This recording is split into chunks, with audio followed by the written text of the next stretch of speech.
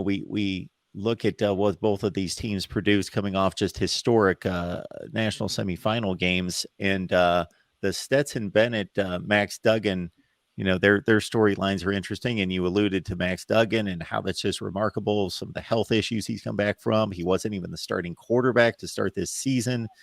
Uh, how do you compare these two quarterbacks? Because in so many ways, they seem to be pretty similar. We're not talking about Vince Young and Michael Vick, but they're extremely elusive, tough runners. Duggan's a bigger guy. He's going to lay a shoulder into a linebacker from time to time, a little bit more than Stetson Bennett. But from a passing skill standpoint, again, they're the two quarterbacks out of the four in the playoffs that the NFL scouts aren't going to be as impressed with, but they get the job done. So just your thoughts about because to me, they seem to be fairly similar quarterbacks in a lot of ways.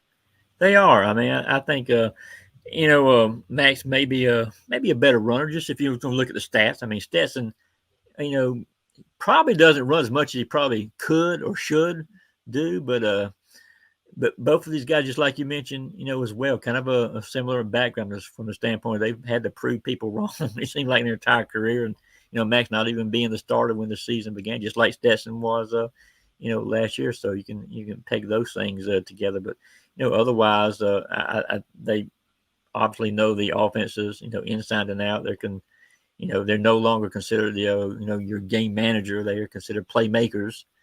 And both have good arms. Both are tremendous leaders, and two players, their teams, respective teams, I think do a great job of rallying around. So it's going to be an interesting contest, and really curious to see how it kind of plays out.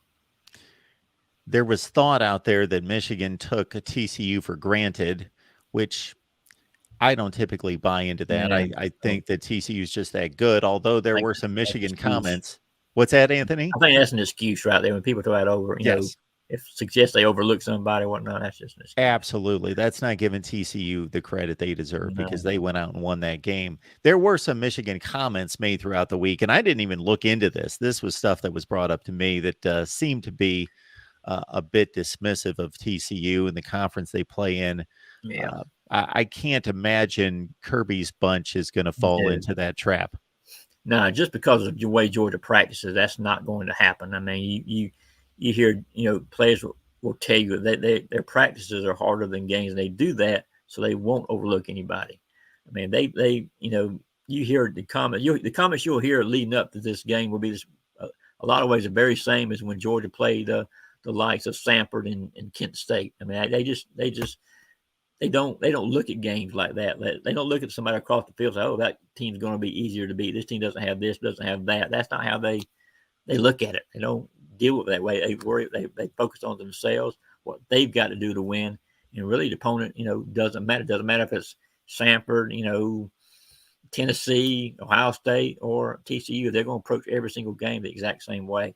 So I don't think, overlooking TCU is not going to be in the cards.